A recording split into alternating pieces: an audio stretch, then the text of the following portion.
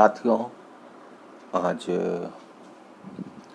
काफ़ी चिंतन विचार विमर्श और साथियों के अनुग्रह पर एक छोटी सी कोशिश शुरू की गई है, क्योंकि आज का जो परिदृश्य है समाज का, जिसमें सोशल मीडिया की काफ़ी अहम भूमिका है समाज को एक नए रूप, एक नए कलेवर और एक मार्गदर्शन के रूप में, जिसका समाज पर प्रत्यक्ष अप्रत्यक्ष काफ़ी प्रभाव पड़ता है, जिसको हम लोग प्रत्यक्ष देखते भी हैं और महसूस भी करते हैं।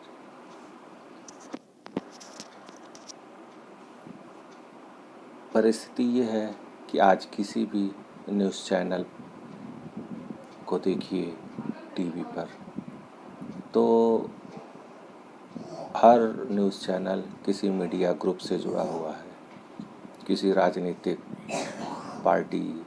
से जुड़ा हुआ है, जो एक निष्पक्ष पत्रकारिता का स्वरूप होना चाहिए, जैसा बचपन से हम लोगों ने समझा, देखा, सुना और समझने की कोशिश की। लेकिन उसका स्वरूप जब दिखाई पड़ा तो काफ़ी विकृत स्वरूप दिखाई पड़ा कि मीडिया निष्पक्ष न होकर, चाहे वह प्रिंट मीडिया हो, चाहे वह आपका सोशल मीडिया हो, उस पे सब पर जो है पत्रकार, जिनके ऊपर पेड मीडिया या ऐसे साक्षात्कार दिखाते हैं जो पैसा लेकर किए जाते हैं। मैं उन मीडिया हाउसेस या पत्रकारों की बात नहीं कर रहा हूँ। ऐसी परिस्थिति में न्यूज़ चैनल्स की जो भूमिका होनी चाहिए वह भी तटस्थ न होकर वह पक्षपातपूर्ण तरीके से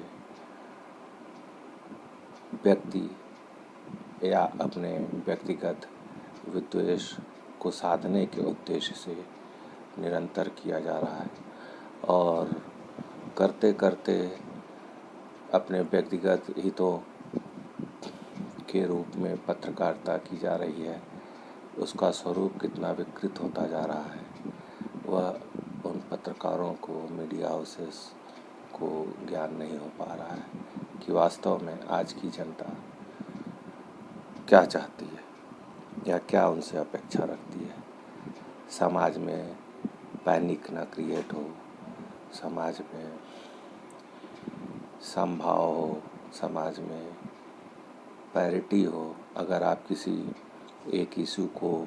किसी रूप में उठाते हैं तो वहीं दूसरे इशू को आप उसी स्वरूप को, सेम नेचर को आप उस पे मौन रह जाते हैं, या आपकी निष्पक्ष पत्रकारिता से भिन्न। ऐसी परिस्थिति में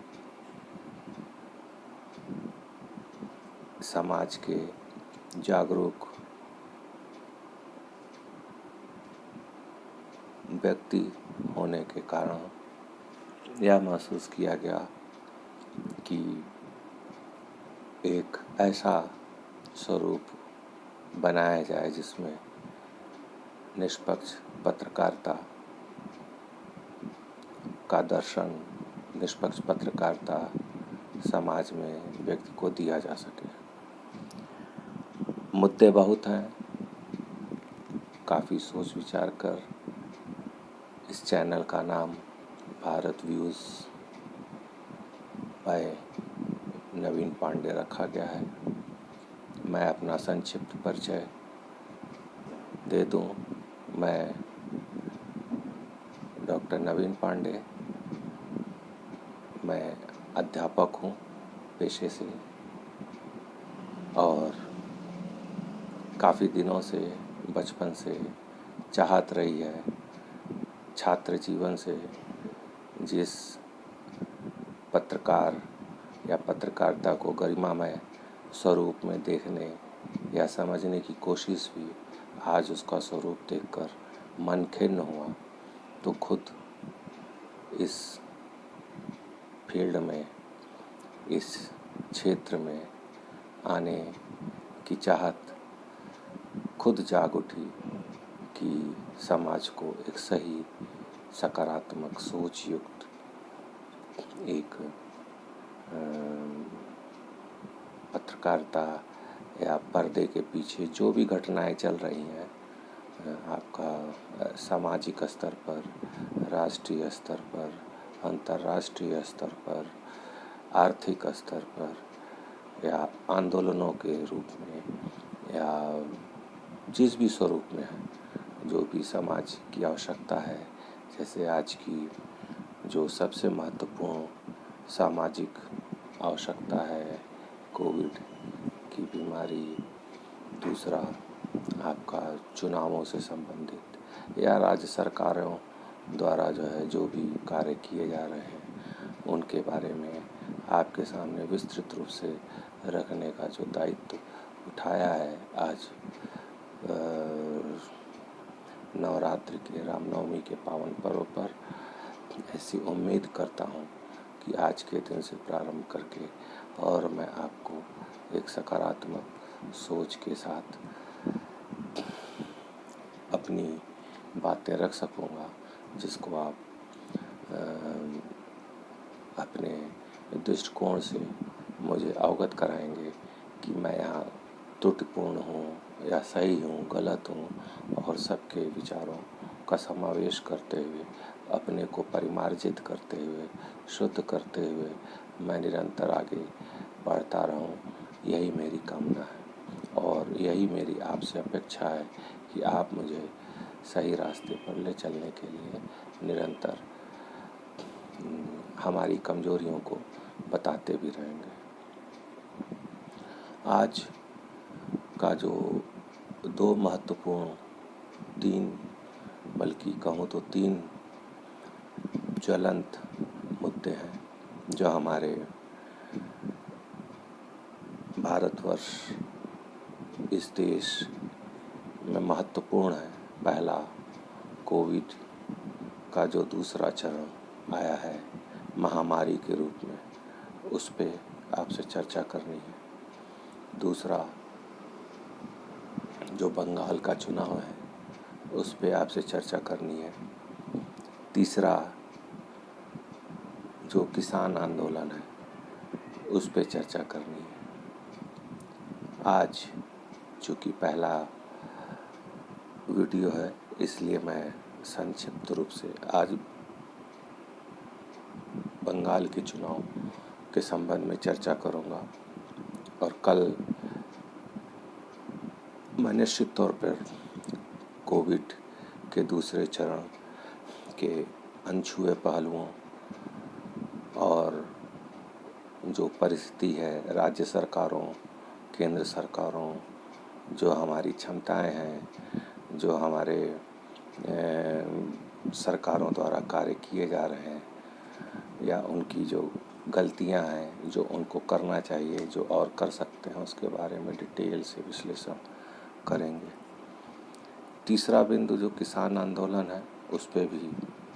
अगर समय रहा, तैयारी हो सकी, तो कल ही चर्चा उस पर भी करेंगे। और आज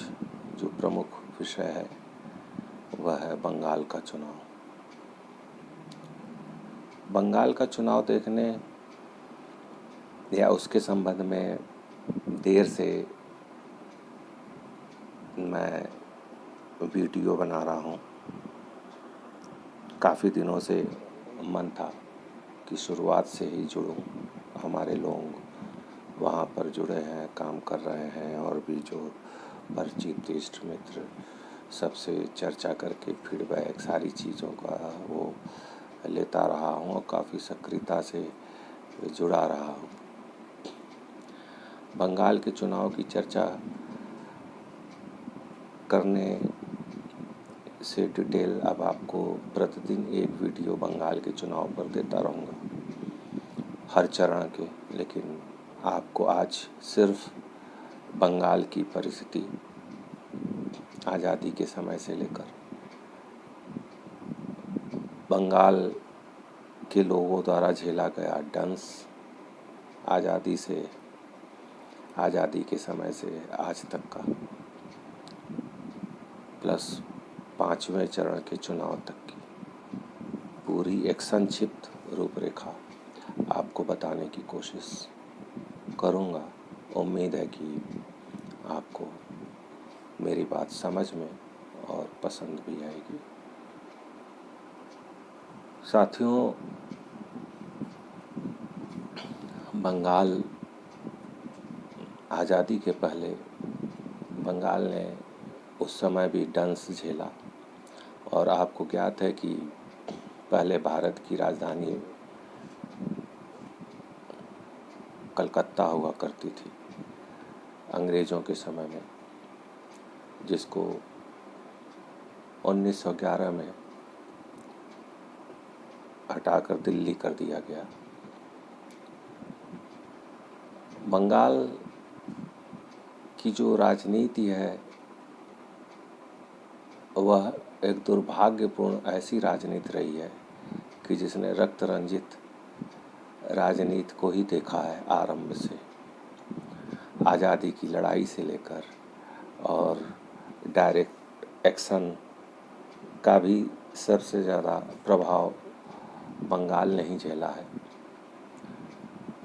बंगाल में जितनी रक्त रंजित राजनीति हुई, और वहाँ के जब जॉइंट बंगाल, पूर्वी बंगाल और पश्चिमी बंगाल देश का विभाजन नहीं हुआ था, उस समय जो मुख्यमंत्री थे डायरेक्ट एक्शन के रूप में, उन्होंने वहाँ के पुलिस को 3 दिन की छुट्टी पर भेजकर जो नृशंस हत्याकांड कराया, वह आज भी लोगों के दिल और दिमाग और जेहन में है। उसके बाद बंगाल का जो विभाजन था वो भी जो जोगिंदर मंडल थे, जो कि बाबा साहब भीमराव अंबेडकर से राजनीतिक दृष्टिकोण से किसी भी मामले में कम नहीं थे, और जब संयुक्त प्रांत से जो है बाबा साहब को हार देखनी पड़ी महाराष्ट्र से, बॉम्बे से, तो जोगिंदर मंडल ने भीमराव अंबेडकर को अपने कोलकाता प्रेसिडेंसी से बुलाकर उनको जिताया, और संविधान सभा में उनको जाने के लिए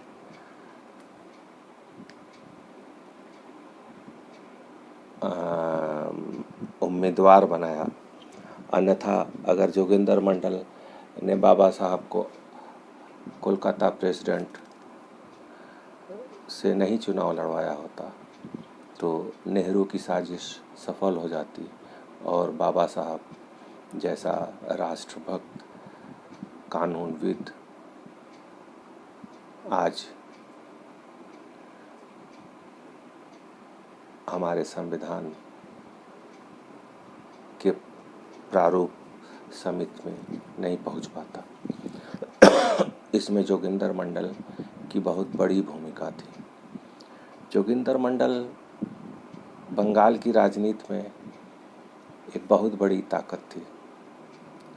लेकिन उनकी छोटी सी चूक और जिन्ना के प्रति उनकी आस्था, जय भीम का आकर्षण उनको पाकिस्तान ले गया। बाबा साहब ने उनको काफ़ी समझाने की चेष्टा की, लेकिन दुर्भाग्यवश जोगिंदर मंडल जी ने बाबा साहब की बात नहीं मानी, और उनकी वजह से पूर्वी बंगाल का बहुत सा हिस्सा जो आज पाकिस्तान में चला गया, तत्कालीन पाकिस्तान में चला गया, जो पूर्वी पाकिस्तान के रूप में जाना जाता था, 1971 में जिसका बंटवारा हुआ। और बाद में जोगिंदर मंडल जी की स्थिति यह हो गई कि उनको लियाकत अली तत्कालीन प्रधानमंत्री को इस्तीफा देके कानून मंत्री के पद से वापस भारत आना पड़ा। और भारत वापस आकर वह एक गुमनाम सी ज़िंदगी जिए और अंततः कलकत्ता वेस्ट बंगाल में एक गुमनाम ज़िंदगी जीते हुए अंतिम सांस ली। जब पूर्वी बांग्लादेश और बंगाल का विभाजन हुआ, पश्चिमी वेस्ट बंगाल का विभाजन हुआ आपस में, उस समय भी काफ़ी मारकाट, हिंसा हुई, जिसका परिणाम बंगाल के लोगों ने डंस झेला। उसके पश्चात वहाँ पर आए दिन एक विशेष वर्ग के लोगों ने हमेशा कत्लेआम और इन सब चीज़ों का जब मन चाहा आतंक मचाया और सरकारों द्वारा उनका वोट बैंक की राजनीति करते हुए पोषण किया गया कि इनके बिना भारतीय राजनीति में कोई भी सत्ता तक नहीं पहुंच सकता। ऐसी धारणा वर्ष 2014 के चुनावों तक बनी रही। बल्कि 2014 का चुनाव राष्ट्रीय परिप्रेक्ष्य में कहना ठीक होगा, लेकिन राज्य के स्तर पर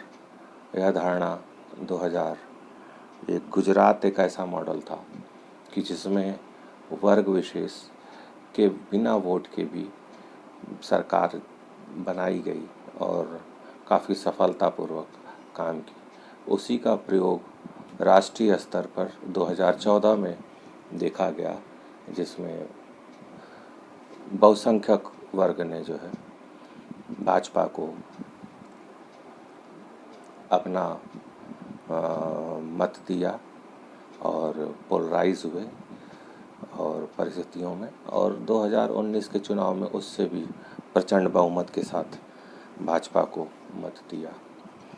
अब आते हैं बंगाल की आज़ादी के बाद की राजनीतिक परिदृश्य में। 1947 से 1977 तक इमरजेंसी तक बंगाल में कांग्रेस का शासन था। कांग्रेस के शासन के जो अंतिम मुख्यमंत्री थे स्वराज जी, वह तत्कालीन प्रधानमंत्री इंदिरा गांधी के काफ़ी करीब थे और उनका भारत में इमरजेंसी लगाने में उनका बहुत प्रमुख योगदान था। ऐसी परिस्थिति में 1977 में कांग्रेस ने भी रक्त रंजित राजनीति शुरू किया सत्ता में बनाए रखने के लिए। जिन जिन उपक्रमों और उपायों का उपयोग उसने किया, उसका लाभ उठाकर लोगों के मन में कांग्रेस के प्रति घृणा, नफरत की भावना आती गई और जो बंगाल का भद्र पुरुष, पढ़ा लिखा वर्ग, नौजवान, चूँकि उस समय विश्व के पटल पर कम्युनिस्ट विचारधारा काफ़ी तेज़ी से मॉस्को, रूस और अन्य उससे लेनिनवाद और मार्क्सवाद, इसकी काफ़ी जो है एक पढ़ा लिखा वर्ग काफ़ी तेज़ी से प्रभावित हो रहा था। सर्वहारा वर्ग के लिए जो खूनी क्रांति पे विश्वास करता था। 1977 में कम्युनिस्ट पार्टी की पहली बार सरकार बनी, जो 2011 तक कम्युनिस्ट पार्टी की सरकार रही। शुरुआती दौर में कम्युनिस्ट पार्टी की जो सरकार थी उसने जमीन संबंधी या अन्य जो भी उसको कहें जैसे भूमि संबंधी सुधार या अन्य जो भी गरीबों का दिखाते हुए हित के संबंध में उसने जो है कार्य किए कुछ। लेकिन धीरे धीरे परिस्थितियां ये होती गईं कि एक दो टर्म के एक दो अपने टर्म के बाद कम्युनिस्ट पार्टियों में भी जैसे सत्ता में बुराइयां होती हैं, कम्युनिस्ट पार्टियों में भी बुराइयां आईं और उन्होंने भी उसी रक्त रंजित राजनीति जिसके वो पोषक रहे।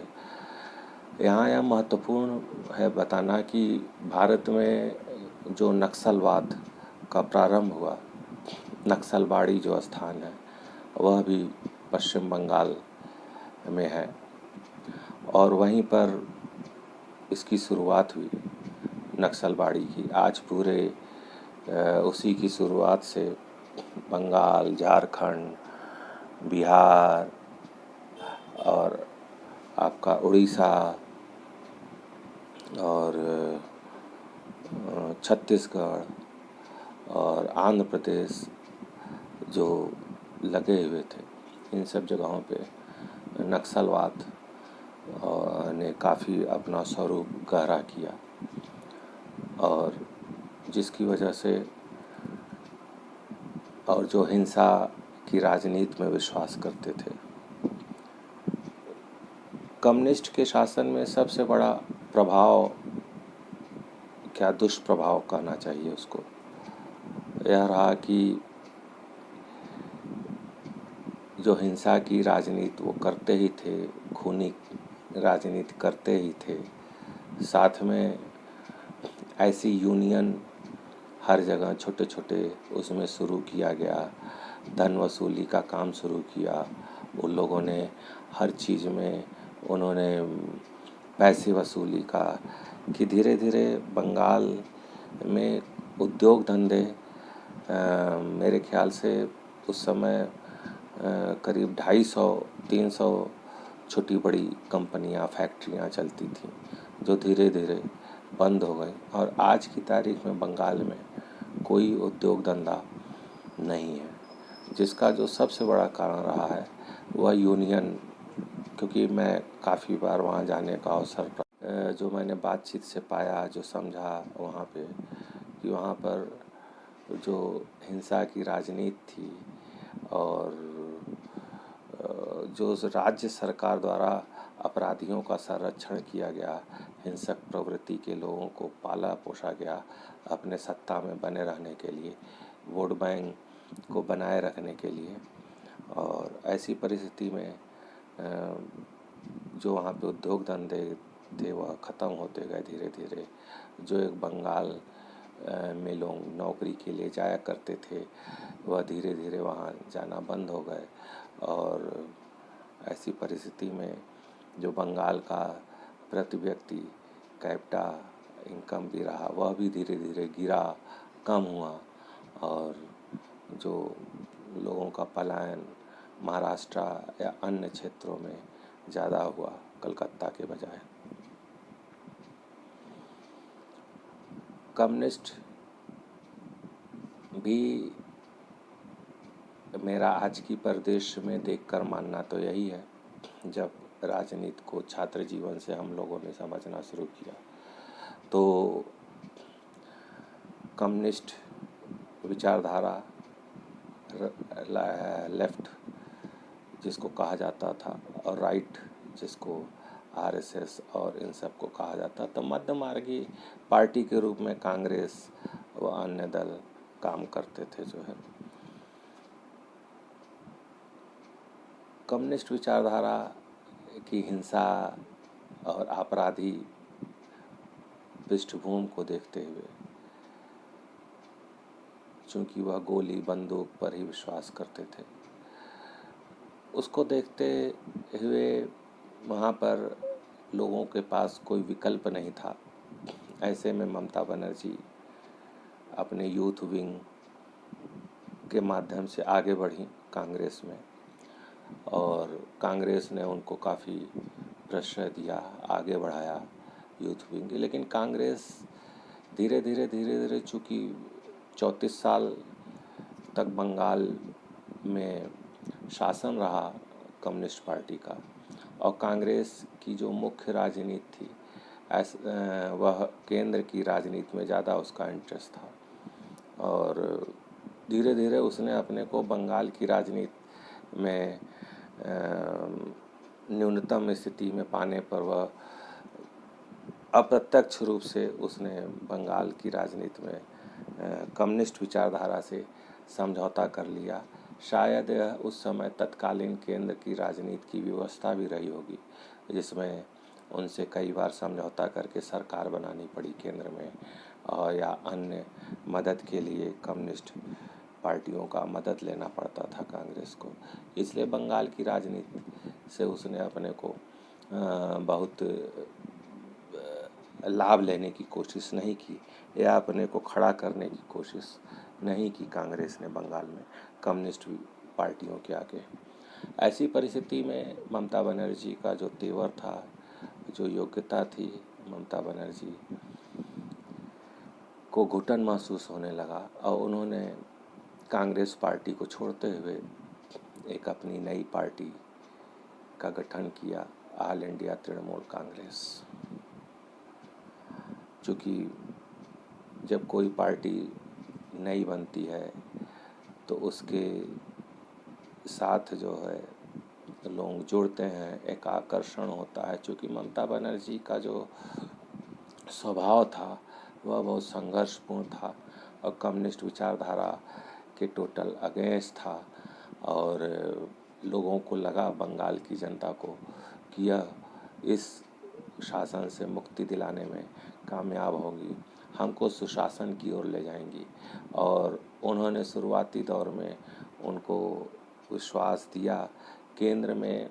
कांग्रेस को छोड़कर जितनी भी पार्टियां थी, कांग्रेस और कम्युनिस्ट पार्टियों को छोड़कर विशेषकर भाजपा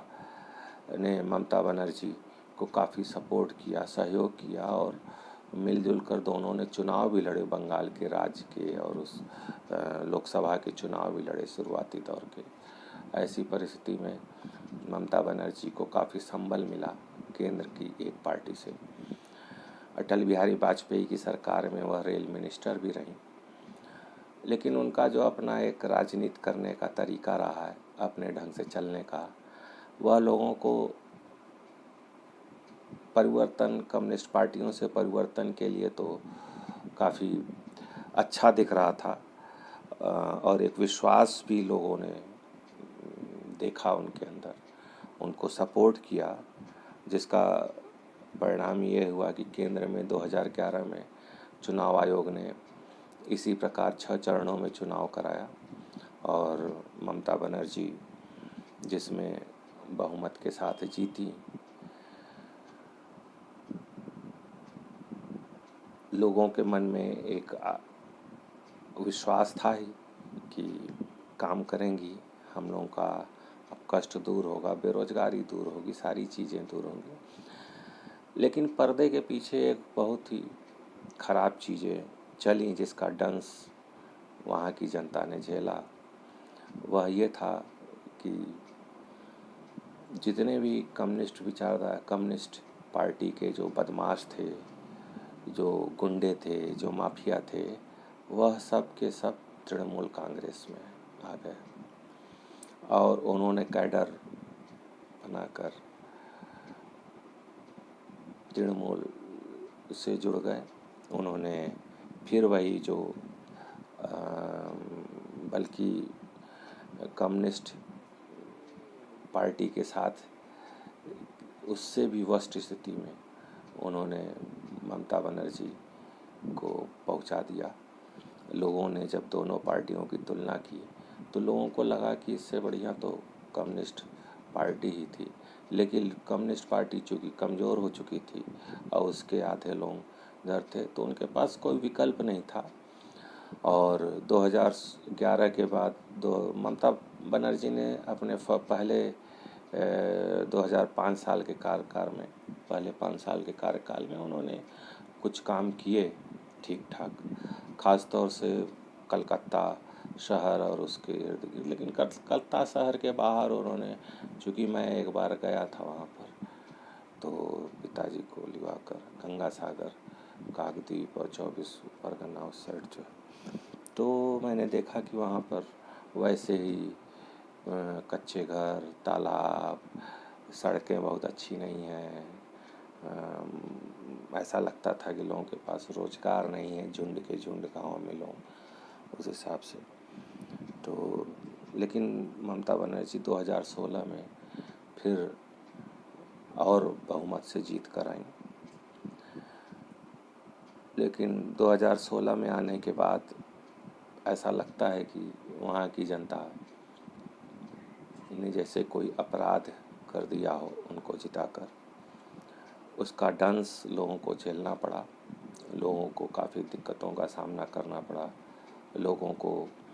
परेशानियों का, हर चीज़ में कटमनी, हर चीज़ में पैसा उगाही, लाभ, सरकारी सेवाओं का लाभ जो पार्टी कैडर के लोग थे उनको या उनके माध्यम से पैसा वसूली उन्हीं लोगों को मिलता था, लाभ मिलता था जो उन लोगों को उनके जो सिंडिकेट थे उनको पैसा देते थे। यहाँ तक सिंडिकेट में स्थिति थी कि किसी को घर बनाना होता था, किसी को कोई काम करना होता था, कौन कहाँ से सीमेंट लेगा, बालू लेगा, घर बनाने का सामान लेगा, यहाँ तक सिंडिकेट निर्धारित करने लगे। मतलब लोगों के आम जीवन में भी घुसकर वो निर्धारित करने लगे। बेरोजगारी का आलम ये था कि 34 साल कम्युनिस्ट पार्टियों ने उद्योग धंधे बंद कर दिए। ममता बनर्जी सिंगूर के आंदोलन का जो था, जिसके दम पर आंदोलन करके वो आई, सिंगूर में टाटा नैनो का विरोध करके, और वो सिंगूर आज भी भूखा प्यासा पड़ा रहा। 10 साल से उसको कुछ भी नहीं मिला। लोग वहाँ पे बेरोजगार पड़े रहे, ज़मीन में खेती नहीं हो रही थी और लोग वहाँ पर उस परिस्थिति में थे कि उनको खाने को नहीं था, वहाँ पर पीने को पानी नहीं, बिजली नहीं, कच्चे घर, सड़कें भी ऐसी कि पतली पतली सड़कें, एक सड़क पे 2 गाड़ियाँ एक साथ नहीं निकल सकती, ऐसी ऐसी सड़कें वहाँ पर। बंगाल का हालत ऐसा लगता था कि वो जबकि उनको जो पत्रकार, जो एक विशेष वर्ग का पत्रकार था जिसको लुटियंस मीडिया या वो कहते हैं, जो एंटी भाजपा काम कर रहा था, उसने कभी भी इस चीज़ों को उजागर नहीं किया क्योंकि उनको मतलब भी नहीं था इन सब चीज़ों से। उनका सिर्फ एक सूत्री कार्यक्रम था कि मोदी का विरोध करना है। इन चीज़ों को आज तक उन्होंने कभी भी इन चीज़ों को नहीं बताया है लोगों के सामने। ऐसी परिस्थिति में लोगों के पास विकल्प नहीं था। 2016 के बाद एक दुर्भाग्यपूर्ण चरण और आया ममता बनर्जी के राज्य में कि वहाँ पर पंचायत चुनाव हुए। पंचायत चुनाव में वहाँ पे जो लोगों, पंचायत का चुनाव जो भी होता है वह क्षेत्रीय स्तर पे होता है, उसमें सरकारों का बहुत हस्तक्षेप नहीं होना चाहिए। लेकिन वहाँ पर ऐसा किया गया कि जो भी तृणमूल के लोग थे केवल उन्हीं को किया गया। कितने लोगों की हत्याएं कर दी गई, हजारों लोगों की। और जो लोग किसी ढंग से नॉमिनेशन करा के जीत भी गए वह घर से बाहर भागे रहे, उनके घरों में हत्याएं की गई, लूटपाट किया गया। और ऐसी परिस्थिति में संपूर्ण अराजकता की स्थिति रही, चूँकि धीरे धीरे लोगों के मन में राज्य सरकार और ममता बनर्जी के प्रति एक आक्रोश की भावना रही, जिसका भली भांति भाजपा ने समझा और उसका उन्होंने लोगों के ऊपर हाथ रखा। फिर उसी समय वहाँ पे अम्फान तूफान आया। उस तूफान में जो सरकार ने 1000 करोड़ रुपया दिया, चावल भिजवाया, वह भी तृणमूल के लोगों ने उसको खा लिया, उसको हड़प लिया या अपने ही लोगों को दिया। तो ऐसी परिस्थिति में जो बंगाल की गरीब जनता रही, जिसने परेशानियों को झेला, जब उसको एक केंद्र में मोदी के रूप में एक नायक के रूप में दिखा, तो उसने 2019 के चुनाव में उसने चुपचाप कमल को वोट किया, जिसका परिणाम ये हुआ कि 22 सीट ममता बनर्जी जीत पाई, 18 भाजपा जीती और 3 सीट पे कांग्रेस और लेफ्ट जीत पाई। तो ऐसी परिस्थिति में जो भाजपा के मन में उम्मीद जगी, लोगों को लगा कि केंद्र में मोदी की जो सरकार है, जिसको उसने इतना बहुमत देके 18 सीटों के साथ भेजा है, वह एक राष्ट्र पुरुष के रूप में, उसको देवता के रूप में दिखने लगे। और वर्तमान चुनाव में लोगों ने ख़ास तौर से ममता बनर्जी ने जो अपने 10 साल के कार्यकाल में मुसलमानों को खुश करने के लिए जो भी कार्य किए, उन्होंने हिंदुओं के त्योहारों पर प्रतिबंध लगाने का कार्य किया, या उन्होंने मुस्लिमों के तुष्टीकरण की तुलना में हिंदुओं को कुछ भी ऐसा नहीं दिखा कि वह हिंदू समाज के लिए कुछ भी कर रही हैं, या उनका बढ़ के ऐसा लगता था कि वह दोयम दर्जे के नागरिक हैं, अपने को निरीह और असहाय पा रहे थे वहाँ पर हिंदू समाज। तो ऐसी परिस्थिति में उन्होंने वहाँ पर गोलबंद होना शुरू किया, और जिसका नेतृत्व भाजपा ने भाप कर उसका नेतृत्व किया। और अभी हम आपसे आज की बातचीत में 5 चरण की बात नहीं करेंगे, कल का चुनाव हो जाएगा 6वें चरण का, तो इकट्ठा 1 से 6 चरण तक की बात करेंगे। केवल अभी तो एक बैकग्राउंड हल्का फुल्का समरी दे रहा हूँ। तो भाजपा ने उस परिस्थिति का दोहन किया, और आरएसएस के जो कार्यकर्ता होते हैं, जो निश्चल भाव से फील्ड में जाकर काम करते हैं, उन्होंने काफ़ी चीज़ों को भाप कर काम किया, और काम करने के बाद लोगों के बीच में एक स्थान बनाया। स्थान रहने के जो अनुसूचित जात, मतुआ समाज, राजवंशी समाज या अपर कास्ट में जो भी था, जो हिंदी भाषी क्षेत्र से अदर बंगाल के बाहर से गए हुए जो भी लोग थे, उनको जोड़ने का काम किया और उनको पोलराइज किया। ममता बनर्जी शायद इस चीज़ को भांप नहीं पाई समय रहते, और उन्होंने सिर्फ मुस्लिम तुष्टीकरण, उनके मन में यह विचारधारा था कि केवल मुस्लिम वोट से मैं बंगाल जीत लूँगी, और उन्होंने केवल उन्हीं को एक करने की कोशिश की। उनके दिमाग में ये भी बात रही होगी कि भाजपा शायद इस कैडर की पार्टी नहीं है कि उसकी जड़ें ग्रास रूट तक है और वह पहुंच पाएगी। केंद्र में लोगों ने मोदी के नाम पर वोट दे दिया, लेकिन यहाँ पर लोग मुझको छोड़कर नहीं जाएंगे। यह एक विचारधारा सोच उनकी काम कर रही थी, लेकिन उनको इसका एहसास देर से हुआ कि आप जितना अल्पसंख्यक समाज को पोषित करेंगी, उससे दुगनी स्वभाव से, उसके दुगने उससे क्रिया की प्रतिक्रिया होते हुए हिंदू समाज भी पोलराइज होना शुरू हुआ। और आज